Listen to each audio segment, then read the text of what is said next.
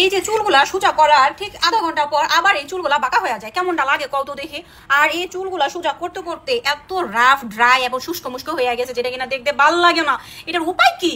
বিএনজির এই hit protection মিস্টটা এতটা ভালো, এইটা ছাড়া কোনো দিন হেয়ার স্ট্রেট করবে না, কার্ল করবে না।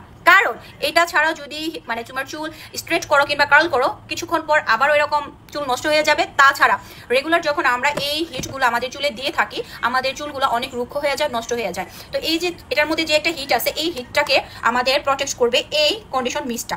এই মিস্ট এতটা জোস কি বলবো, যারা কিনা রেগুলার চুলে হিট দেওয়ার প্রয়োজন হয়, যেমন কার্ল করা, যেমন স্ট্রেচ করা, তারা অবশ্যই এই মিস্টটা ব্যবহার করবা। এই মিস্ট ব্যবহার করার আগে অবশ্যই ভালো করে শেক করে নিবা। শেক করে দেন পুরো চুলে এরকম করে স্প্রে করে নিবা, পুরো চুলে।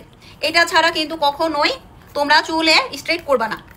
এরপর তোমার চুলগুলো চিকন চিকন সেকশন করে তারপর হচ্ছে তোমরা কি করবা বলো তো, তোমার চুলগুলো এরকম স্ট্রেট করবা কিংবা কার্ল করবা। ট্রাস্ট মি, এত জোস একটা তুমি ফিনিশিং পাবা কি বলবো। আর তাছাড়া লং লাস্টিং হবে, এবং তোমার চুল প্রতিদিনও যদি তুমি স্ট্রেট করো তাহলে তোমার চুল কিছুই হবে না, কিছুই হবে না, মানে কিছুই হবে না। তো 1 মিনিটে একদম কোনো ধরনের ক্ষতি ছাড়া আমার চুলগুলো ঠিক এইভাবে স্ট্রেট করে ফেলি, শুধুমাত্র এই বিএনজির হিট প্রোটেক্টর স্প্রে দিয়ে।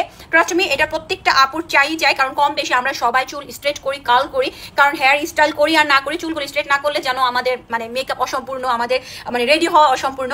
তো এই হিট প্রোটেক্টর অবশ্যই তোমরা নিয়ে নিবা। পেয়ে যাবা বিউটি সিক্রেট ডায়েরি ফেসবুক পেজে। জাস্ট স্ক্রিনে তোমরা যে পেজটা দেখতেছো, এই পেজ থেকে হচ্ছে আমি এই প্রোডাক্টটা নিছি। আমার কাছে এই প্রোডাক্টটা এত ভালো লাগছে যা কিনা বলার বাইরে। এটা ছাড়া এখন আমার চলবেই না, মানে রিজনেবল প্রাইসের মধ্যে বেস্ট একটা